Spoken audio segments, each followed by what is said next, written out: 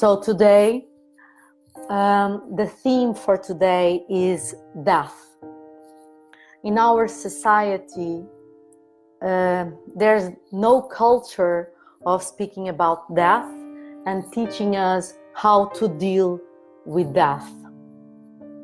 That's why most of people, when they arrive to their time to leave the body, they feel so desperate and so lonely and so without any kind of support and help.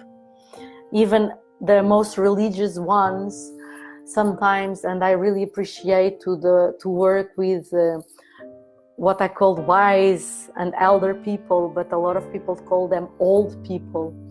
And I take time to really listen to them, to really listen to their stories, what they have learned through life, what are their regrets. Especially if I can, I really take time to stay with them when they are preparing themselves to die. So when we are close to people that they are dying, and there's a lot of studies now in our days that what these people tell normally is how they regret of not really go for what they needed, what they desired. I remember one person saying to me, you know, I lived my life full of fear all the time. And I was such a coward somehow. I know it was fear, but there was a moment in my personality that I could really do something, and I didn't take the chance. And I heard many stories like that. And to be with them and to help them to have a space for true confession of the soul, through this confession, not in the religious terms, but in the terms that we open the space for them to really speak what is going on with them. Most of people during life, they are not taught that they can trust, they can speak about, they can share where they are. So they arrive to that moment full of a baggage that they could never process. They couldn't trust anybody to allow themselves to tell, to explain how they were feeling. Everything starts with this taboo of speaking about death. And if we would start to speak about death in daily life to our kids, I totally believe that our awareness about of the small time that we have here would totally change our perspective of life and how we would really take life, because somehow there's this illusion, there's this blind spot that doesn't allow us to see that we have a very short period to really enjoy this life. So we take life and people and situations totally has a guarantee. We don't even sometimes pay attention what is really going on, and we waste people, we waste situations because we think we will have another chance. And yes, we have many times, but so many times we don't have. So this fear of dying, how can we work with this? If we would look to death not as an ending, but as a gate, doesn't matter if you are a religious person or not.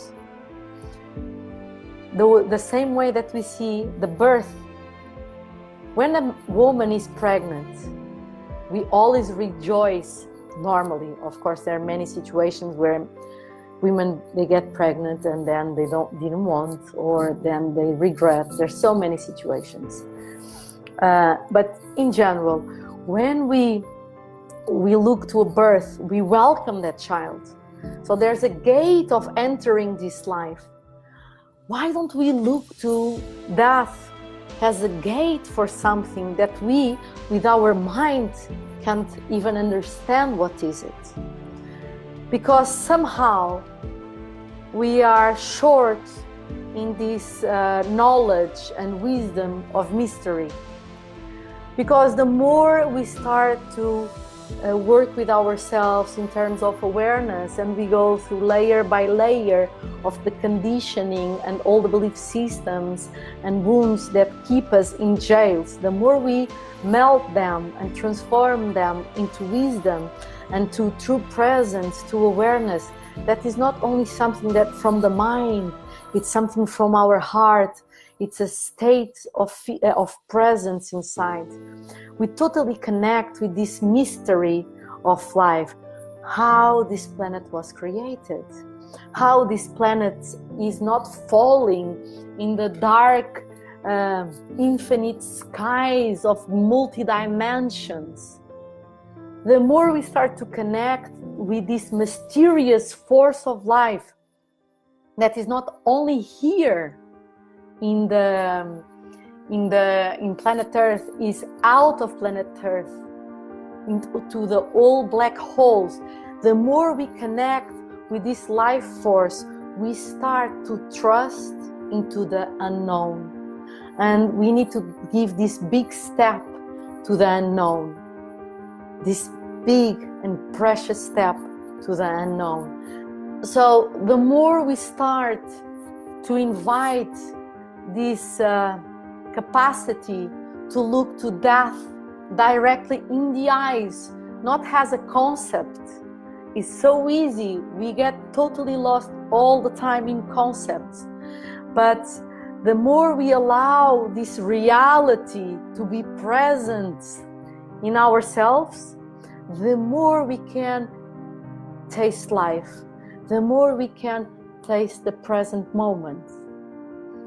And this work needs to start with the death of our illusions since young kids, with the death of our persona, with the death of our ego structure. And of course, this is a work for the ones that they want to do it consciously, and the ones that they don't want to do it consciously, they will do it through life force pushing them to blossom.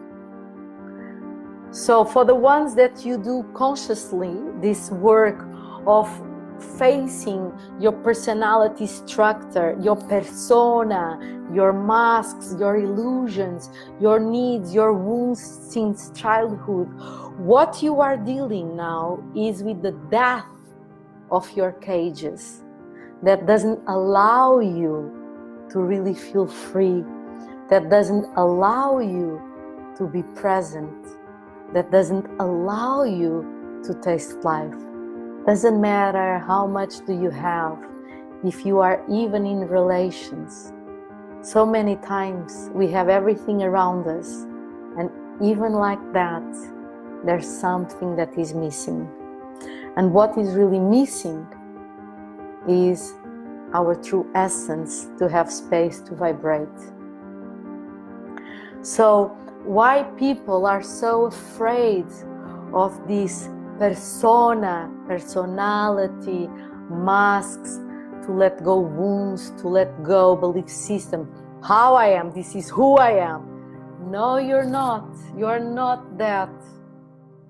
You are much more than that. Every time that we say, I am that, you are just putting yourself in a very, very small concept of who you truly are. Because what we truly are is a pure state of awareness that holds the persona, that holds this humankind life, humanity, that all holds the unknown. We come from this space of pure awareness states. We are that pure awareness state, but we live in this duality, and so we lose somehow the consciousness. So this work, this deep work of death of the ego structure will take you home, is bringing you home more and more to yourself, to your true intimacy, for your true presence. We are so attached to the way we live. We are so attached to our own feelings. We are too attached to the way we think. But if you stop to think, are really your feelings, are really your emotions, are really your thoughts, or are they the product of a big and long conditioning, not only from this life that you are living, but from all the lives that you were living, for the ones that you believe in multi-dimension beings, that I believe. But if you are more scientific and rational, if you think if every of your ancestors were living and they transmit this emotional memory, genetic memory, and mind memory from generation to generation, who are you truly? Is truly your mind? Is truly your true emotions? Is truly your capacity to relate with life? Or are you still being a big product of a big conditioning of centuries? And if we go to death, it's the same jump of trust.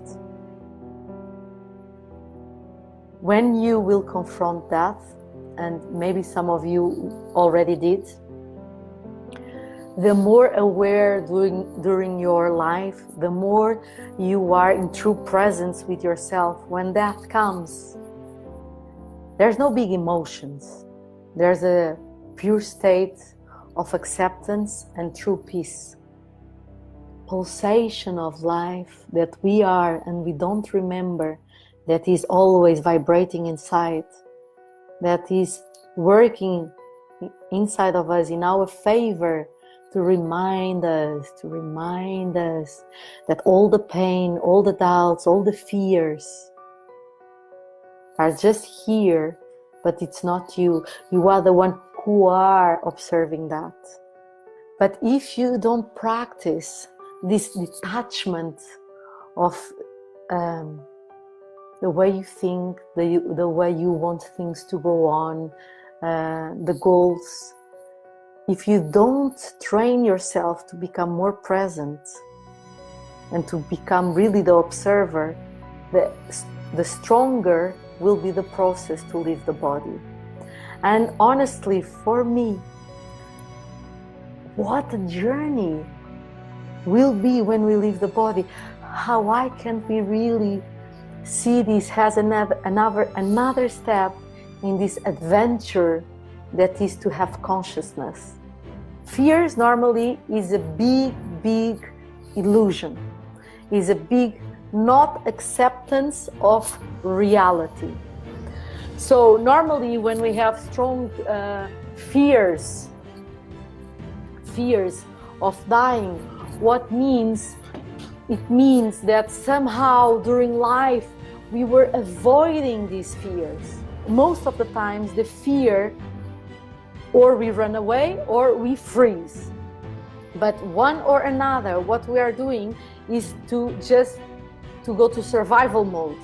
When we work with our fears, when we face them, a lot of self-inquiry starts to come, and all the synapses, all the chemistry in our heart, even the coherence of our heart starts to expand, and we start to melt the fear and to transform this fear into wisdom, into possibilities of becoming even more aware. If you are afraid of dying, you need to look to it, because one day we all gonna die.